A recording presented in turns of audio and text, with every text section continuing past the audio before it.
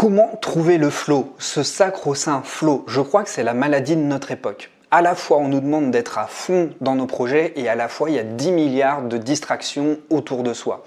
Et je sais que c'est un des enjeux principaux de notre époque qui est celle de trouver du sens dans notre voie et de se sentir pleinement impliqué. Sauf que tu l'auras remarqué, il est fort probable que lorsque tu te mets dans ton travail, il y a une tonne de pensées qui viennent te distraire. Et ça, c'est pas étonnant. Si tu es une personne neuroatypique, eh bien tu n'as pas un cheminement intellectuel séquentiel. C'est-à-dire que tu n'as pas des pensées qui se succèdent les unes après les autres. C'est un peu comme un feu d'artifice de pensées qui viennent parfois obstruer le fil conducteur de ta réflexion. Et donc, au bout d'un moment, à force d'être distrait, à force de partir dans tous les sens, tu peux avoir de la difficulté à te concentrer sur une seule chose. Et donc ça, c'est très coûteux en énergie.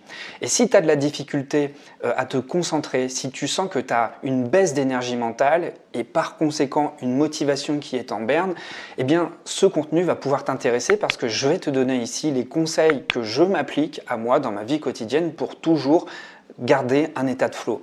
Alors un état de flow, c'est pas quelque chose de permanent. C'est très similaire à l'état présent. Et c'est déjà de l'état présent. C'est être focus, c'est être sur son chemin sans se laisser distraire par moult stimuli autour de soi.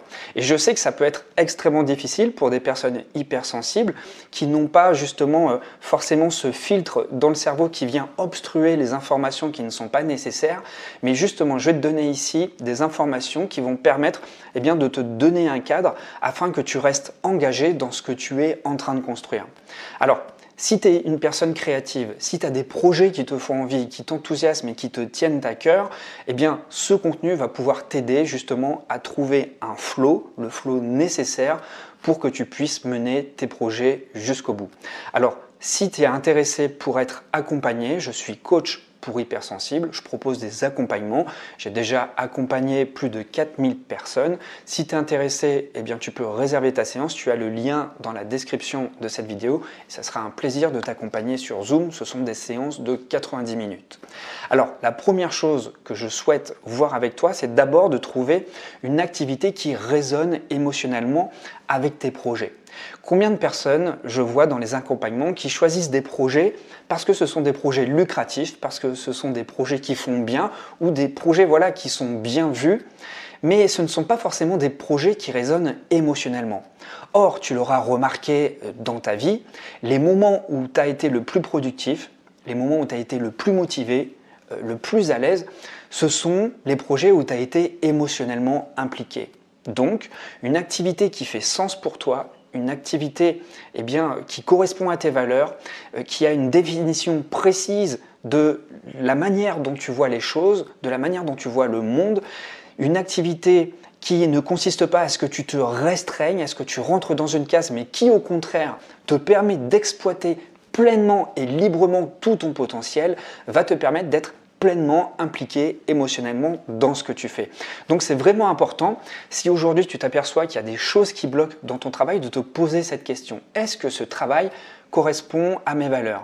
Est-ce que ça correspond à une idée que je me fais de ce que je veux vraiment matérialiser dans le monde? Et ça va avoir un impact très important parce que ça va vraiment définir la place que tu souhaites occuper. Et le plus souvent, lorsqu'on cherche à trouver sa place dans le monde, on est souvent en train d'intellectualiser les choses. Intellectualiser au point d'idéaliser la place que l'on veut occuper. Et lorsque tu es dans ce processus d'idéalisation, en fait, ton projet, tu ne le vis pas. En fait, tu en fais juste une conception mentale. Et comme toute conception mentale, le plus souvent, elle est décorrélée de la réalité. Et beaucoup de personnes confondent la réalité entre ce qu'elles ruminent dans leur tête et puis ce qu'elles vivent réellement. Donc c'est vraiment important que tu te sentes ancré émotionnellement dans ton projet. Un projet dans lequel tu es ancré sereinement, c'est un projet qui ne va pas te coûter énormément en énergie. C'est un projet dans lequel tu vas pouvoir te lancer avec enthousiasme et qui va te nourrir émotionnellement. Si au bout d'un moment tu sens qu'il y a trop d'épuisement mental, que tu te sens complètement vidé, complètement à plat, c'est peut-être important de faire un pas de côté. Peut-être pour réévaluer ton projet. Je ne dis pas de jeter le bébé avec l'eau du bain, mais simplement peut-être réévaluer ta manière de t'engager dans ce projet. Et pour être très honnête avec toi, moi ça fait 4 ans que je suis sur cette chaîne YouTube. Évidemment, il y a eu des moments où j'ai eu de grosses difficultés à continuer à avancer. Et c'est normal. parce que la vie, c'est du mouvement. Et au bout d'un moment, quand tu cesses d'évoluer avec le mouvement de la vie, eh bien, il y a des zones de résistance. C'est-à-dire que tu as créé un espace sécurisé dans lequel tu aimerais que plus rien ne bouge. Et ça, il ne faut pas culpabiliser pour ça, c'est vraiment humain. Moi, ça m'arrive assez souvent.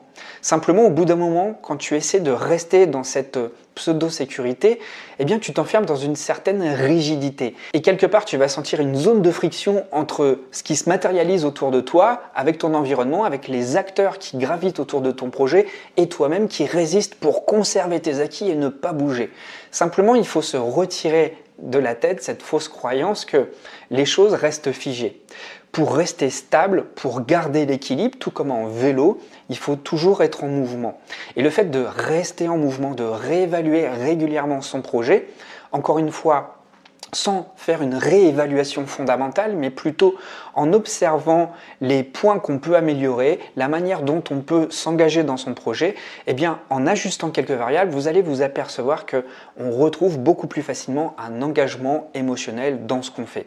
Et ça, c'est vraiment une habitude à mettre en place, c'est une hygiène de vie. Et pour t'aider à faire ça, tu peux créer des moments de détente. Vous savez, ces moments où en fait, on laisse l'esprit errer. Ces moments où on ne fait rien, ces moments où on ne consulte pas son portable, ces moments où on ne vient pas vérifier toutes les 5 minutes ses emails, ces moments où on se retire l'esprit de toute stratégie et on laisse l'intellect, tourner dans le vide. Ces moments de lâcher prise, ce sont justement ces moments où dans le vide se créent des connexions. C'est là où se créent des connexions entre nos idées, entre nos expériences. Et c'est là où la créativité arrive à naître, simplement. Si vous ne laissez pas de place à cette créativité, si vous ne laissez pas de place pour que le processus opère, eh bien, on ne laisse pas la possibilité à notre esprit de créer des connexions entre nos lectures, entre les contenus vidéo ou audio qu'on a lus, écoutés, entre nos réflexions et entre nos expériences. Donc, c'est vraiment important de laisser un temps de latence, un temps de respiration pour laisser la nature faire. Je fais souvent ce parallèle avec un agriculteur. Imaginez un agriculteur qui ensemence un champ. Il ensemence un champ pour ensuite profiter du fruit de son travail. S'il est tout le temps en train de vérifier dans la terre si ses graines ont germé, évidemment, ces graines ne vont jamais germer. Donc c'est important pendant un moment de créer une certaine forme de jachère dans son esprit pour laisser le vivant reprendre ses droits et créer des connexions. Ensuite, tu as absolument besoin de travailler dans un environnement sensoriel apaisant. Trop de stimuli, trop de distractions, ça va toujours te perturber et ça va toujours te dévier de ton état de flow. Donc lorsque tu te lances dans ton projet, assure-toi toujours de ne pas être dérangé par des notifications, par des sonneries de téléphone ou par un collègue qui rentre dans ton bureau. C'est vraiment important que tu fasses de cet espace de travail, pendant que tu es dans ce travail, un sanctuaire dédié à ta créativité. Ce temps-là, c'est un temps qui doit être un temps de qualité, un temps dans lequel tu es au premier plan, un temps dans lequel tu es le roi de cet espace. Et personne ne doit venir te déranger, sauf si tu le décides, évidemment. Mais en parallèle de ça, c'est aussi important de ne pas te laisser enfermer dans un espace trop apaisant, dans un espace où il ne se passe plus rien. Parce qu'on a aussi besoin de stimulation, on a également besoin de relations sociales. Moi qui suis infopreneur, je travaille toujours en solo. J'ai pas d'équipe, c'est moi qui gère tout seul tout ce que je fais. Et bien au bout d'un moment, lorsque j'ai bien choisi un endroit calme où travailler, je peux tomber dans cet extrême où je reste trop isolé. Et au bout d'un moment, être trop dans le calme, trop isolé, eh bien ça crée l'effet contraire de ce qu'on recherchait. C'est-à-dire qu'au bout d'un moment, la créativité ne vient plus parce qu'on a aussi besoin de stimulation. On a besoin de sortir, on a besoin de s'exposer à des choses, en tout cas à du vivant.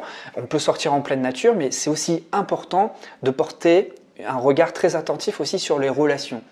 En tout cas, moi, je vous parle de ce qui est important pour moi, c'est que j'ai absolument besoin de relations sociales également pour me nourrir. Parce que être tout seul à lire, tout seul à écouter des podcasts, tout seul à travailler sur son ordinateur, ça va un moment et c'est nécessaire.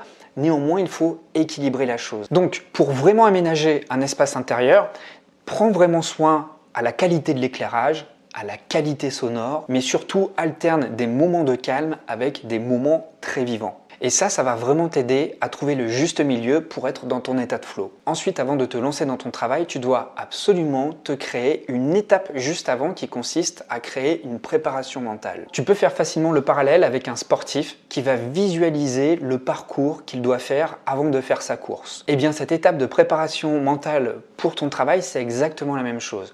Tu peux prendre un moment pour visualiser tous les points par lesquels tu vas passer avant d'arriver à l'étape finale.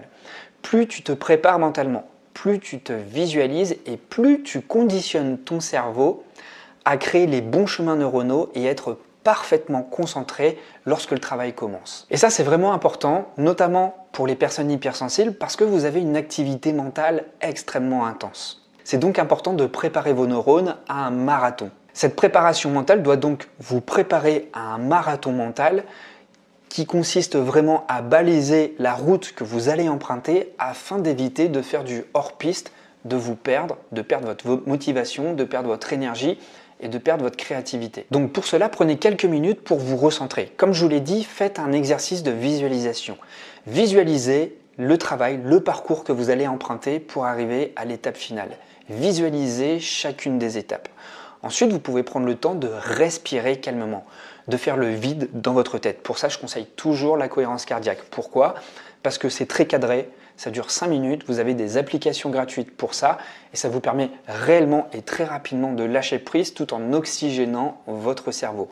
De ce simple fait, vous récupérez toutes vos capacités cérébrales parce que votre cerveau est rapidement reposé. Et puis enfin, vous pouvez également faire des étirements, ça va vous permettre d'ancrer votre corps ici et maintenant dans l'espace dans lequel vous vous apprêtez à travailler.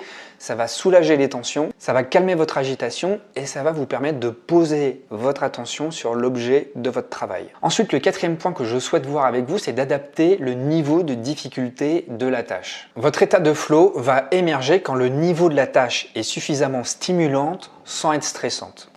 Si d'emblée vous vous imposez une tâche qui est en dehors de vos compétences, qui demande du temps, énormément d'énergie, vous allez vous décourager très rapidement.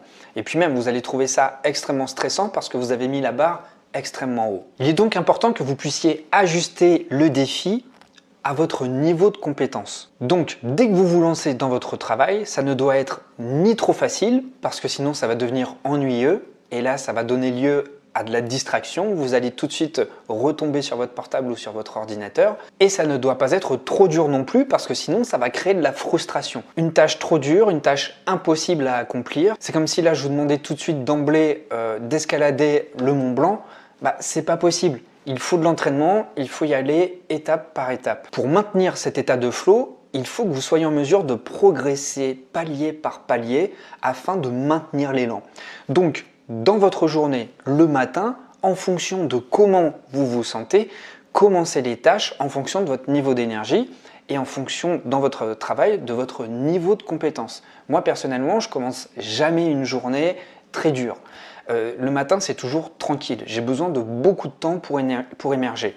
De ce fait, ce n'est pas mon esprit que je sollicite en premier lieu lorsque je me réveille le matin, c'est plutôt mon corps. Et enfin, le dernier conseil que j'ai à te donner, c'est de limiter les interruptions et de protéger ton temps de focus. Pour ça, il faut vraiment que tu crées des créneaux entièrement dédiés à ton activité. C'est vraiment un leurre de croire que le cerveau est multitâche. C'est un leurre, c'est une légende. Même si on est neuroatypique, on ne sait pas faire plusieurs tâches à la fois. Même si on part en arborescence, même si on a un esprit créatif, on ne peut pas penser deux pensées à la fois. C'est donc important que tu ne sois pas interrompu. Lorsque tu te lances dans ton activité, si tu veux rester dans le flow, personne ne peut te distraire, pas même une notification sur ton téléphone. Donc je te conseille vraiment de mettre ton téléphone en mode avion, de prévenir les personnes dans ton entourage que personne ne peut venir te déranger. Pourquoi je te reprécise ça? Parce que c'est hyper important. Une personne hypersensible a absolument besoin de continuité pour garder l'état de flow. Tu te crées un cocon, tu te crées un univers. Si quelqu'un vient dans ton univers, c'est hyper intrusif et ça va tout de suite crever la bulle que tu t'es créée. Et ce qui se passe, c'est qu'à chaque fois que quelqu'un est rentré dans ta bulle, eh bien en fait, la dynamique que tu as mis en place a été interrompue. Et ça va reprendre du temps pour la remettre en marche. Donc comprends bien que ça demande des efforts de mettre en place une dynamique. Il est donc super important que ton environnement, que ton entourage, que tout ce que tu mets en place soit respectueux de ton travail et surtout des conditions que tu as mises en place. Alors voilà, quel que soit ton projet, je sais à quel point on peut avoir des projets qui nous tiennent à cœur, des projets qu'on veut développer, mais ce qui va vraiment t'aider à développer tes projets, ce n'est pas de les idéaliser, ce n'est pas de rester dans ta tête, c'est de passer à l'action. Et tu peux vraiment avoir cette difficulté de passer à l'action si tu es sans cesse dans un environnement de travail qui ne te permet pas de matérialiser des actions. Parce que ce sont les actions qui vont faire de ton projet quelque chose de réel. Alors quel que soit ton projet, d'ailleurs ça m'intéresse que tu m'expliques la nature de tes projets dans les commentaires, prends vraiment soin de la nature de ton espace de travail.